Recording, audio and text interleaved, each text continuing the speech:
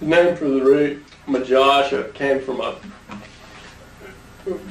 the lyrics of a song that we used to listen to, Porter and I, by a guy named John Wayne. It's kind of a funny rock band, and they had a song, Texas Jail Cell, and they talked about Majosha in the song, and we never really knew exactly what it was that they were talking about, but we liked the name of like the way that it sounded, and so that's what we used for the name on that route.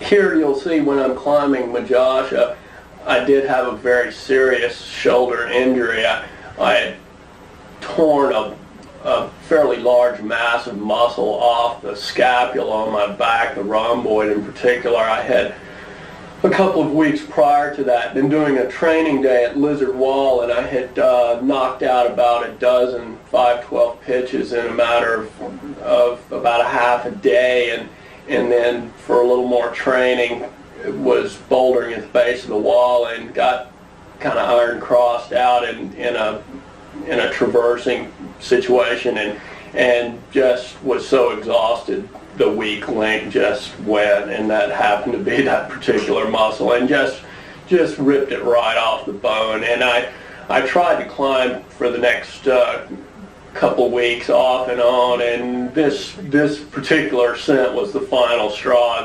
The pain just got too great, and this was the last time I climbed for quite a long while, and this particular injury ended up taking about 5.5 months for that large piece of muscle to reattach itself thoroughly to the bone. I climb almost exclusively on sandstone. One reason for that is obviously that in the south, the sandstone is the best medium. It's the steepest, most solid rock there is. Most climbers that I see out at the crag that are fairly committed to the sport, that are putting in a good amount of time and work into their climbing, are looking for challenging sport climbs generally, and generally they want to climb steeper and steeper stone. Regardless of their fitness level, they want to be climbing oftentimes on the steepest route that they can physically handle. People love to go to the glory hole, and if they're only at a 12A fitness level, they love that easiest link up in there. Maybe it's not the best route in the hole there, but it gets them on the steepest stone possible, and there seems to be a real desire among climbers to at least sample that sort of climbing, and most people get hooked on it. They love the dynamics of the moving over really steep stone. It's really exhilarating to get into such outrageous situations that maybe from the ground look unclimbable just because of the angle. The question is, though, we've been wondering, does Doug Reed shave his chest?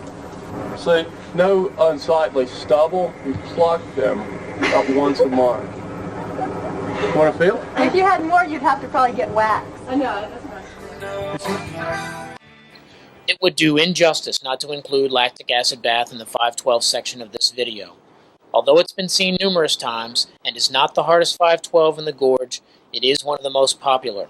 Rarely does a day go by during the climbing season in which at least one person takes a whipper off this route.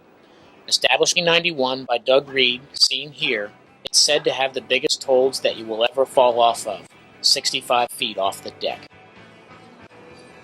The first time I ever went out to Kmart and was hiking the cliff, and I saw the line, and it caught my eye, and I was really excited about climbing that. I equipped that route on lead. I was soloing on lead, and the reason I did that was really not for any ethical sort of reason, like the gear needs to be put in on lead because that's the way to do it, or anything. It was strictly a matter of that's the easiest way to equip a route that's so radically overhanging like that. You can't come down from the top, you're hanging miles out from the rock. And I enjoy aid climbing. I also like the solitude of aid climbing and doing equipping by myself. it's hard to find somebody that would want to go out and endure the belay time that would be required during all that work too. So it's just a way of making that equipping, which can be tiresome and work really, because you're out there and you're doing some real live climbing. You're doing it by yourself, which makes it a little bit scary, hanging on some hooks and things like that, and it makes it as exciting as anything you could do, really. You know, you have a dicey kind of hook placement, you're trying to get stuff in, and you know, you've got a good belay system set up, but you can't help but kind of worry a little bit, you know, and that makes it fun.